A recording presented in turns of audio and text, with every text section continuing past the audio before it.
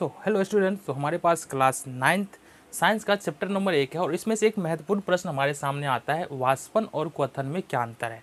तो आज हम लोग देखने के लिए जा रहे हैं वाष्पन और क्वथन में जो अंतर होता है उसको हम लोग किस प्रकार समझ सकते हैं। तो सबसे पहला देखो, वाष्पन क्या होता है। जब द्रव सामान्य तापमान पर, ऐसा सामान्य तापमान का मतलब क्या होता है, जो अभी तापमान है उस तापमान पर जब जलवाष्प बन के वायुमंडल में चला जाता है तो वह क्रिया वाष्पन कहलाती है। मतलब वाष्पन ऐसा नहीं है कि वाष्पन को हम रोक सकते हैं। अगर हम पानी को कहीं भी रख देंगे ना तो वाष्पन होगा, ये 100% निश्चित है। चाहे स्लो हो, धीमे हो या तेज हो, वाष्पन हमेशा होगा। और हर एक तापमान पर, यानी अगर मान लो 10 डिग्री सेल्सियस है वहाँ पर भी वाष्पन होगा, अगर 15 डिग्री सेल्सियस है तो भी वाष्पन होगा, अगर 25 डिग्री सेल्सियस है तो भी वाष्पन होगा, और 40 डिग्री सेल्सियस है तो भी वाष्पन होगा। वाष्पन हमेशा होता रहता है। लेकिन क्वथन क्या है? क्वथन के होने के लिए एक निश्चित तापमान चाहिए जिसको हम लोग क्वथनांक बोलते हैं। जैसे हमको पता है कि जल का, हम वाष्पन की बात करेंगे कि अगर पानी को हम छोड़ दें, पानी को बर्तन में डाल करके, मान लो ये हमारे पास एक थाली है, इस थाली में पानी को छोड़ दें तो वाष्पन शुरू हो जाएगा। वाष्पन होने के लिए ऐसा नहीं है कि तापमान ज़्यादा देंगे तो वाष्पन तब शुरू होगा। अगर तापमान कम है तो वाष्पन स्लो होगा, तापमान अगर ज़्यादा है तो वाष्पन भी तेज होगा। लेकिन वाष्पन हर एक ताप पर होगा, कम होगा ज़्यादा हो। लेकिन यहाँ पर बात है क्वथन। क्वथन का मतलब क्या होता है? उबलना। तो हमको पता है कि अगर सामान्य तापमान पर पानी को अगर छोड़ देंगे तो वो उबलने नहीं लगता है, वो वाष्पन होगा लेकिन उबलेगा नहीं। उबलने के लिए कितना डिग्री तापमान चाहिए हमको? 100 डिग्री सेल्सियस तापमान चाहिए। जब 100 डिग्री सेल्सियस तापमान पहुंचता है तब पानी क्या होता है? उबलने लगता है।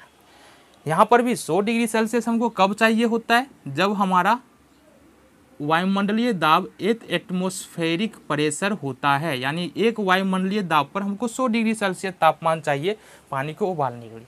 तो हम क्या बोल सकते हैं? वाष्पन एक स्वतः होने वाली घटना है या प्रक्रिया है जो सभी तापों पर होती है। मतलब अगर छोड़ दिए पानी को तो वाष्पन हो रहा है।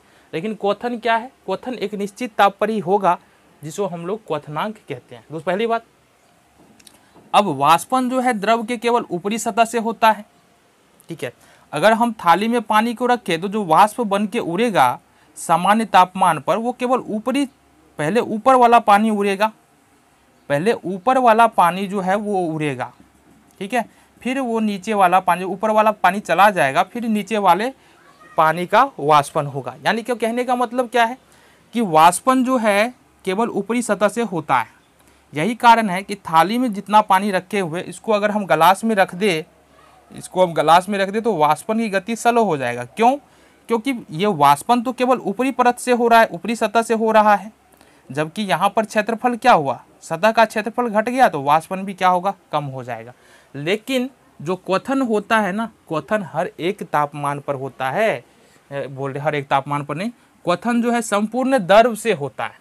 मतलब मान लो हम अगर ऐसा एक बर्तन रखे हुए हैं और इसके नीचे में हम आग लगा दिए, ठीक है।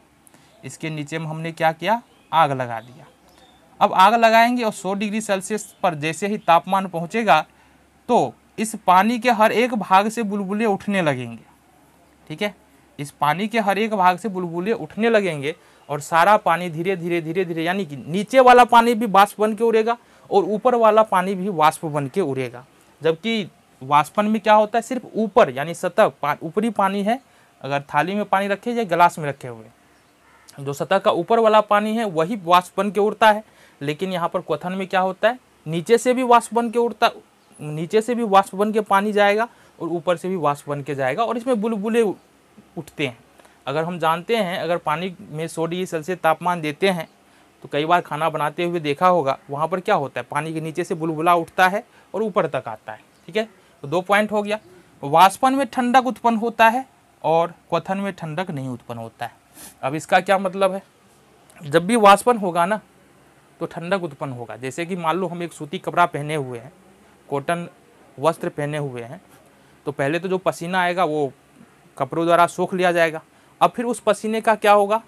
वाष्पन होगा। और वाष्पन के लिए क्या चाहिए? हीट चाहिए। हीट कहाँ से आएगा? हमारे शरीर से आएगा, जिसके कारण क्या होगा? शरीर ठंडा हो जाएगा। तो वाष्पन के कारण ठंडक उत्पन्न हो जाती है। या फिर थाली में पानी रखो, या हम जब पता है अगर घड़े में पानी रखते हैं, इस घड़े में पानी रखते हैं तो ये पानी धीरे धीरे, मिट्टी का घड़ा है, मिट्टी के घड़े में पानी धीरे धीरे ठंडा हो जाता है। क्यों हो जाता है?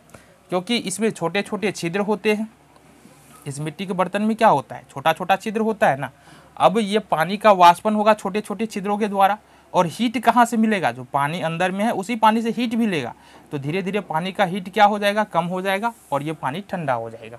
तो वाष्पन के कारण ठंडक उत्पन्न होते हैं। ऐसे बहुत सारे उदाहरण हमारे आसपास नजर आ जाएगा। जबकि हमको पता है कि क्वथन में ठंडक नहीं उत्पन्न होता है, क्वथन में तो पानी और क्या होता है, गर्म ही हो जाता है। तो 3 पॉइंट हमने देखा। वाष्पन एक स्वतः होने वाली प्रक्रिया है जो सभी तापों पर होती है, जबकि क्वथन एक निश्चित ताप पर ही होता है। अगर जल की बात करेंगे तो 100 डिग्री सेल्सियस पर क्वथन होता है, जबकि इसके लिए कोई फिक्स तापमान नहीं है। 0 डिग्री टेम्परेचर से जैसे ज़्यादा बढ़ेगा हमारा वाष्पन होना शुरू हो जाएगा। ठीक है। वाष्पन केवल ऊपरी सतह से होता है, जबकि क्वथन जो है संपूर्ण दर यानी कि जितना द्रव है पूरे द्रव से होता है। वाष्पन में ठंडक की उत्पत्ति होती है, उत्पन्न होता है, जबकि क्वथन में ठंडक नहीं उत्पन्न होता है, ये गर्म ही होता है। तो ये प्रश्न हमारे सामने था, वाष्पन और क्वथन में क्या अंतर है। तो निश्चित तौर पर समझ में तो आया होगा, आया कि ना। ठीक है।